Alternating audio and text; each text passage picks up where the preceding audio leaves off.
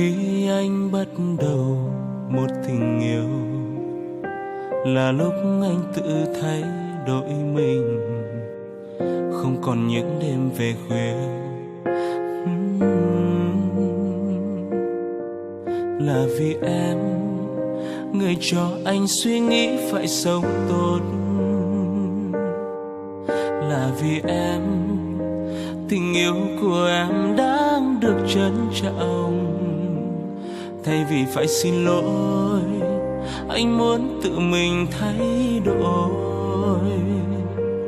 Anh sẽ lo lắng về anh như em đã từng cố gắng vun đắp mà không thành. Hứa với mình rằng em không được gục ngã. Anh muốn nhìn thấy em cười dù là cách xa.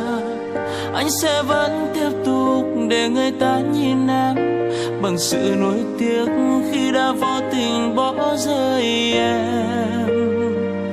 Anh sẽ trở về, xin em đừng buồn. Hãy mạnh mẽ chờ bình minh trong cô đơn. Ngày mai sẽ vẫn là một ngày tuyệt vời khi em vẫn tồn tại trên thế giới này.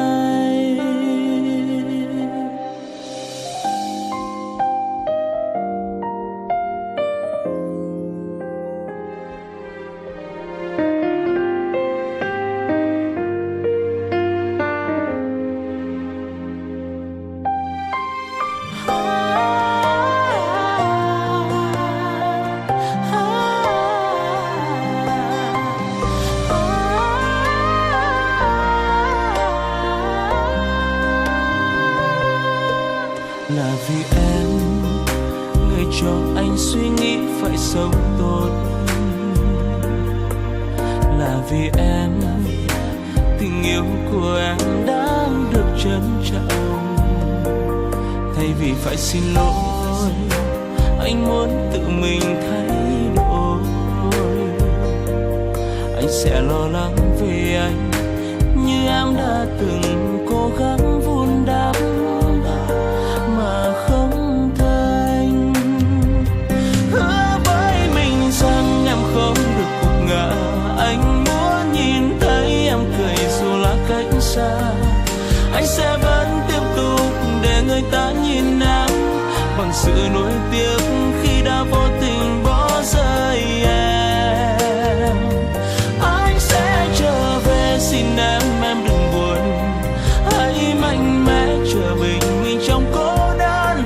Ngày mai sẽ vẫn là một ngày tuyệt vời khi em vẫn tồn tại trên thế giới này.